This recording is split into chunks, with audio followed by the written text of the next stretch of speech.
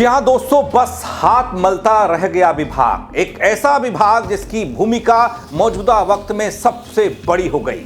उसकी प्लानिंग को कैसे जंगल का शिकारी चकमा दे गया बल, कैसे पिंजरे में रखे शिकार को चटकर गुलदार चंपत हो गया। वो कौन सी वजह थी जिस वजह से हाथ मलते रह गया वन महकमा? पूरी खबर बताऊंगा अपनी इस रिपोर्ट के जरिए। दोस्तों नमस्कार, पहला आंख में पंकज रौतेला, आप देख रहे हैं उत्तराखंड न्यूज। दोस्तों, एक तरफ पहाड़ी ग्रामीण इलाकों में गुलदार का आतंक, दूसरी तरफ फेल हो रही वन विभाग की प्लानिंग। दोस्तों, एक बड़ी लापरवाही से हजारों लोगों की जान पर बन आई वन, और बस देखता रह गया हमारा जिम्मेदार विभाग। वीडियो को अंत तक जरूर देखिएगा, बड़ी रोचक और बड़ी गजब की खबर है। दोस्तों, पौड़ी में आदमखोर गुलदार को मौत के घाट उतार दिया गया तो लोगों ने राहत की सांस ली, और जिस विभाग की कार्यशैली पर सवाल हो रहे थे उस विभाग पर थोड़ा सा रहम किया लोगों ने, थोड़ा उन सवालों पर विराम सा लगा। लेकिन इस खबर ने एक बार फिर से वन विभाग को सवालों के जाल में फंसा दिया। गुलदार तो जाल से निकल गया, लेकिन सवालों में विभाग फंस गया उस जाल में।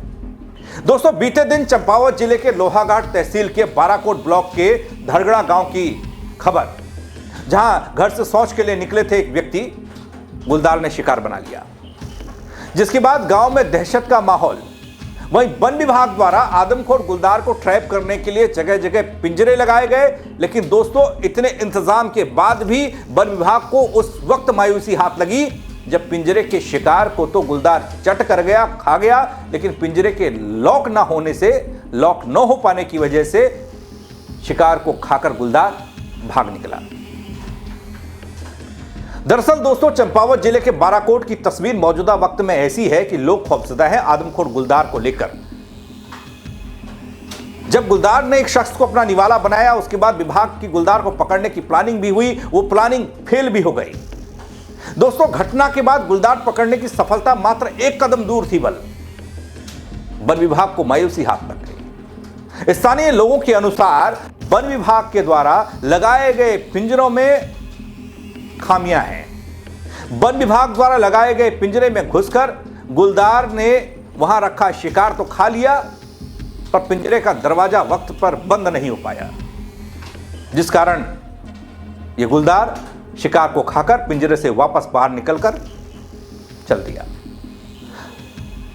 शिकारी पिंजरे में कैद होने से बाल बाल बच गया, लेकिन शिकार को खा गया।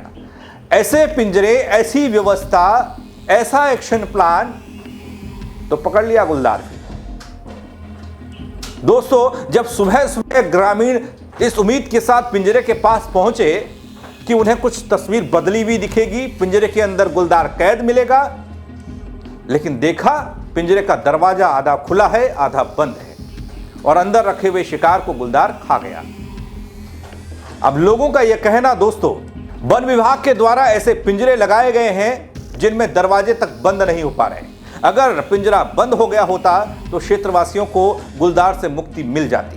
दोस्तों, इस घटना पर, वन विभाग की ऐसी प्लानिंग पर और उसके इंतजामों पर अब लोग नाराज भी हैं। नाराजगी खुलकर सामने आ रही है कि भैया, इतने महत्वपूर्ण मसले पर जानलेवा जो गुलदार साबित हो रहा है, लोगों की जान ले रहा है, लोग खतरे में जी रहे हैं, घर से बाहर निकल नहीं पा रहे हैं, उसके लेकर क्या विभाग के पास ये प्लानिंग है? ये वाले पिंजरे हैं? क्या कैंप भी ऐसे होंगे? तो फिर वन विभाग के वो गिने चुने कर्मचारी कैसे गश्त करेंगे? इधर अगर वन विभाग की बात करूं, जब वन विभाग हाथ मल रहा था, गुलदार पिंजरे से निकल चुका था, तो फिर कहना क्या था वन विभाग का? राजेश जोशी हैं, रेंजर काली कुमाऊं। वो कहते हैं, वन विभाग के द्वारा गुलदार को पकड़ने के लिए पूरे प्रयास किए जा रहे हैं। क्षेत्र में वन कर्मियों के द्वारा गश्त की जा रही है। घटनास्थल के आसपास गुलदार को पकड़ने के लिए 3 पिंजरे लगाए गए। अब दोस्तों, 3 पिंजरे लगाए गए, उसमें से एक पिंजरे का तो दरवाजा बंद नहीं हुआ।